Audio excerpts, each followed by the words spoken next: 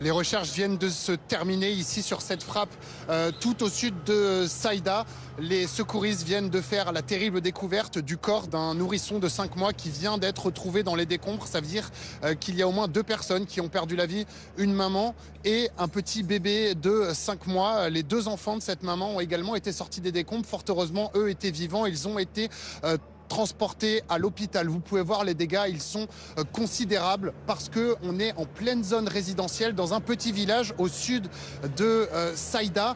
Et cette fois, il n'y a pas eu d'alerte, pas d'avertissement de la part de l'armée israélienne avant ce bombardement, ce qui fait qu'il y avait beaucoup de monde dans cet immeuble. Les images sont très impressionnantes et on a pu voir pendant 1 heure à peu près les secouristes avec des pelles à essayer d'écouter pour rechercher des survivants. Cette zone-là, au sud de Saïda, ce n'est pas la première fois qu'elle est frappée. Pour autant, on vous parle beaucoup du sud du Liban, le sud du Litanie qui est pilonné très régulièrement, quotidiennement même. Ici, les frappes sont globalement plus rares. C'est pour ça que tout le quartier a été totalement choqué par cette frappe. Regardez, même les bâtiments alentours, à quelques vingtaines de mètres de l'impact initial, ont été totalement soufflés. Toutes les vitres ont explosé. Il y a même cette voiture qui a été totalement retournée par la violence de l'explosion.